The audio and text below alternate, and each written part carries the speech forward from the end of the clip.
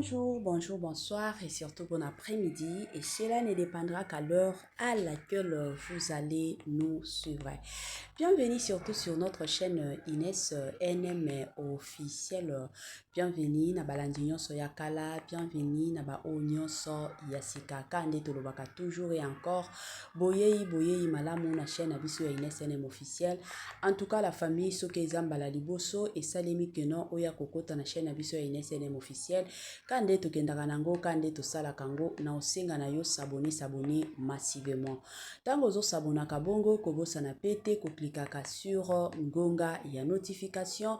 Malamu ngonga wana ezalaka toujours et encore que non à chaque fois que Inès NM officiel akobanda kotiaka ba vidéo ya sika bokozala directement informé. Vous informer c'est notre devoir, oui bien sûr, ezalaka toujours devoir na biso. Oyo tokoboya te oyo pe toko wangana te poto yebike ndenge za boye eza toujours et encore musala na biso ya koyaka epai na bino po na koya koyebisa bino nini ezoleka nini ezosalema nini pe ezotambola eza nini ezokende ndenge nini ezosuka pe wapi eza bongo. La famille lelo toye la famille kande na yebisaka bino dossier sur dossier, affaire sur affaire, yakoinda nde yakoinda, yakobeba nde yakobeba, ya somo nde ya somo. Dossier eza ndenge nini, makambo eza ndenge nini, yakoinda pe yakoindisa eza ndenge nini. Toye na dossier bandeko nanga kande boyebi ya papa chéri Jibe Mpiana, papa Salvatore oyo ebela batu bayebi kande na yebisaka bino ye moko deja lobaka Jibe Mpiana mutu pamba. Tango deja bazobeta lisolo ya mutu pamba, cela veut dire que mutu moko alingaka ne ba problème te, mutu moko ezali simple, mutu moko aza facile ya ko communiquer. Eza neti bato mosusu te alaka bato moko bango ka vanta bango kaka bango nde bazwa bango kaka bango nde emati ye alinga mutu pamba bandeko nanga. Excusez-moi kande boyebi mosusu mama Inès NM officielle moi c'est libala kozala na libala ezalaka facile te voilà. Voilà na badoloba papa Salvatore mutu pamba alingaka ne problème te, akolaboraka na batu ayokelaka pe bato mosusu azate ke no kanga te. Lelo toye dossier na ele eza nini elobi atande ko mosusu ke chez mama Inès NM officiel ye alingaka toujours kobeta lisolo ya Jibe Mpiana na Amida Chatir. Bino bongo na Amida Chatir indiawa dossier ezali bandeko nanga toye na makambo ya pasi pe mawa, toye na makambo kande na yebisaka bino Congo na biso eza toujours Congo oyo ezangaka makambo te, eza Congo oyo ezangaka ba situation te, eza Congo moko ezalaka toujours na makambo. Toyaki kolala tolamuki na ya sika, toyaki kolala kolamuka na ya moto, toyaki kolala kolamuka na ya koinda na ya kobeba. Ya kobeba ngo eza nini, ya koinda ngo eza nini, dossier yango bandeko nanga eza ndenge nini. Eloko na koya koloba awa eza concernant Jibe Mpiana. Ebela batu na lakisa bino d'ailleurs ba vidéo ya ndenge Jibe Mpiana akendaki na église ya évêque Mukuna. Biso nyonso tomonaki ba vidéo wana Jibe Mpiana chez évêque Mukuna. Jibe Mpiana akendaki pona kosambela. Akendaki basambela pona groupe na ye ya BCBG po en tant que père, en tant que président ya groupe amonaki ke na groupe na ye makambo eza lisusu bien te. Makambo ezotambola lisusu bien te ndenge ezalaki kala. Bato bakomi kokufa, bato tango bazokufa baptisation nyonso ezokendeka na mutu na ye. Bato bazolobaka ke non aloba bien ye mutu azoliaka baninga. Alors en tant que mutu de son côté avandaki alobi soki na vandi oya komona bato nyonso bakosila na kokufa na liksuka mosusu ekozala ngai. Parce que tomona yango babiloko esalemaka ata na ba couple surtout na ba mama omona mwasi soki akombi zemi wana ezokotaka 9 mois te, mwasi azobotaka te, zemi na ye wana ezaka ba zemi moko après un moment donné plutôt elongwe, après un moment donné elongwe soit aboti mwana kufi. Bato abongo mingi basuka kaka na kokufa bango pe balandaka bana. C'est de la même façon na kape ya Jibe Mpiana. Ye pe de son côté amonaki kaka soki na kovanda kaka natalela bato baza kokufa, moi je ne fais rien. Bogoya kolala ka bobola muki jibe bien na pe akufi. Nda lobi natelemela dossier oyo, natelemela situation oyo pona boy mabe e continuera kokota. C'est ainsi que akende kokutana na évêque Mukuna. Kokende oyo akendaki kokutana na évêque Mukuna, basambelaki pona bango, tomona ba vidéo na lansaka bino d'ailleurs na chaîne abiso ya NSNM officiel na lancelaki bino ba vidéo awa. Na lakisa bino nyonso ya ndenge makambo ezali, ya ndenge makambo ezokendele. Tomona. Après tu komona quelques réactions ya bato quand ndeke yebi biso moko bandeko nanga. Congolais azana ye mutu ya bilobela, Congolais alobaka na ye. Tango bato bazokufa na BCBG, beaucoup de Congolais bayaki kolobela jibe mpia na balobi tika kolia bana batu. Ozolia ka bana batu et mati ekiti. Tomona ki ba réaction pe ya bandeko mosusu oyo bayaki bien sûr ko défendre jibe mpiana, mais tomona biso nyonso ebele bayaki kofinga ka se kofinga jibe mpiana keno atika kolia bana batu. Alors, je vais bien aller na église pour nous sambela, pour na eloko ya batu kokufa. Hein? Et se répéter les sous-soutés. Donc, moi, il est même batu ba kofinga, je vais bien na balobi na ba pasteur nyonso mokili, yo pour pasteur penza au moniki a kotu ko sambela dossier wana ezande évêque Mukuna. Donc, na dossier oyo na évêque Mukuna a komi kofinga ma pas possible. Batu ba fingi c'est kofinga évêque Mukuna na ndenge moko ya kosakana te. Oyo lelo komi kosala pasi mingi na motema. Batu ba fingi jibe mpiana. Balobi après avoir koboma batu, lelo olingi o la kisa mokili keno yo oza innocent. La famille biso nyonso tokaki komona awa sorti to démission ya Jules Kibens.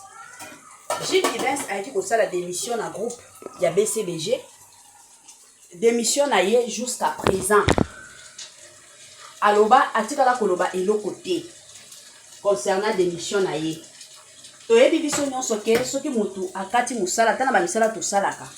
Mutu nyonso apesaka raison ya le pourquoi akobanda lisusu ko sala te na ba raison wana il faut ezala raison moko boss chef ya compagnie akoti kondimela. Mais Jules Kibens atikala kopesa na ye raison comme ezana ngo misala ya Congo.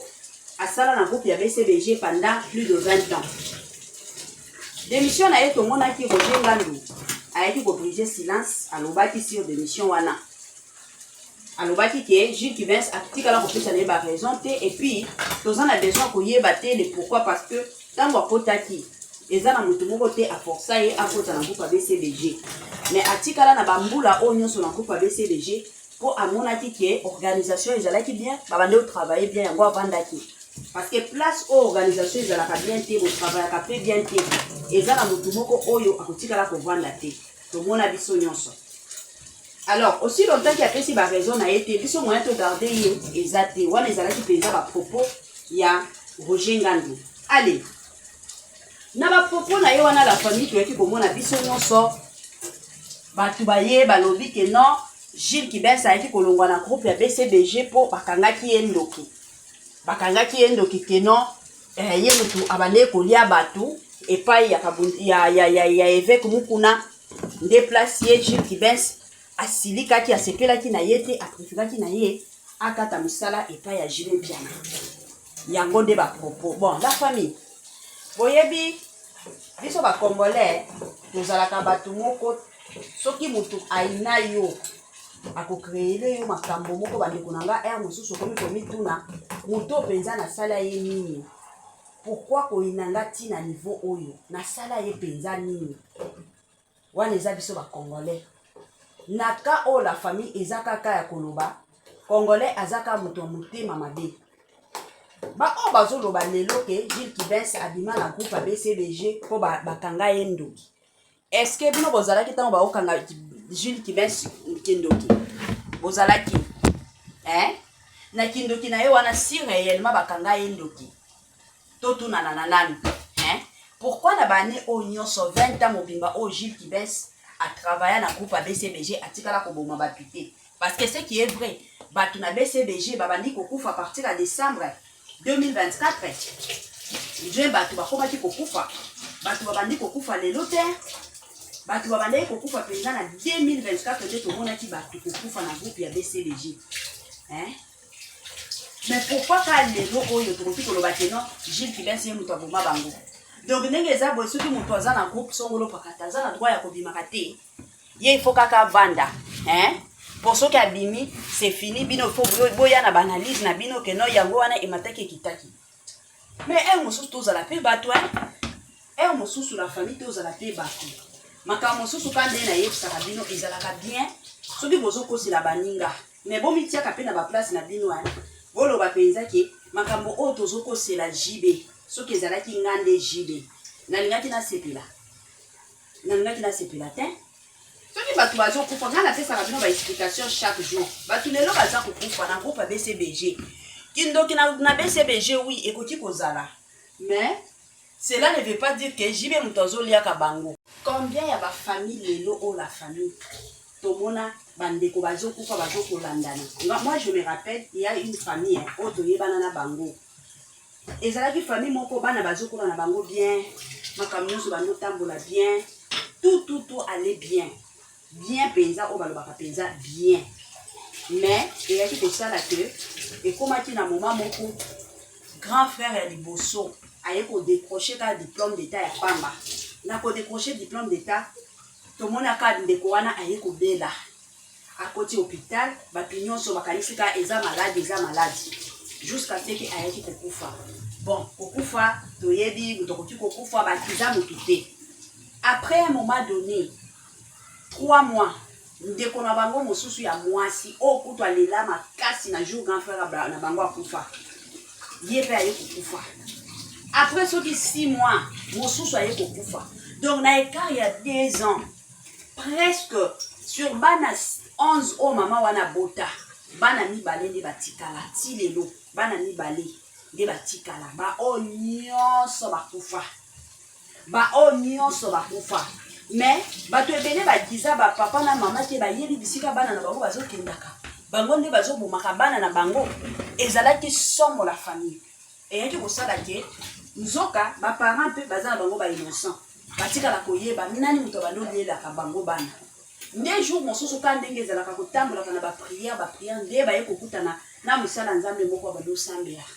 Nde musala nzambe wana aye kosambela pona bango nzoka ezande leki ya mama nde abando liela bana ya grande sœur na ye azoliaka pona nini yake do simba tisi sko tisi wana a sacrifier bana ya grande sœur na ye sans que grande sœur ayeba sko yeba mbongo na ye ezalaki ka ba mbongo soki azwi mbongo priorité ezaka bana grande sœur nanga ya tikala kobota te bana grande sœur nanga zoka na suka sacrifice wana bakomi kosenga ye sikoyo il faut pesa sacrifice ko sacrifice akozwango wapi kana bana ya moninga aya kobona abane koboma bana bande konanga tango ba ye ko découvrir ba utiliser penza sagesse na kati na ba prière jour mosusu mama wana aye ko bela liboma na kobela liboma oya belaki nde bisika ba vérité sikoyo ekoma ti kobima mama wana akomi kobimisa te non na bomela yo bana ngamu tunalia bana na yo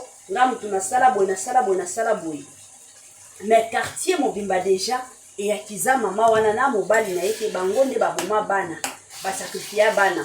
Je me rappelle même tozaki bana mikie mama wana zolela lobi na bota bana na pasi ya 9 ans mobia 9 mois mobimba bana bakola na age oyo nakende koboma bana na nga pona nini na ba intention nini bino moko boyebika bato ya quartier ndenge ezalaka balobi te bino bandoki bozalaka bongo wana ozolela kolela ya mawa ya kokosa yo muto boma bana olia bana na yo moko mama mabe bato bafinga couple wana mais en réalité batika na bango koyeba likambo ya kokufa bana te muto azolia bana leki ya mama nde azoliaka bana.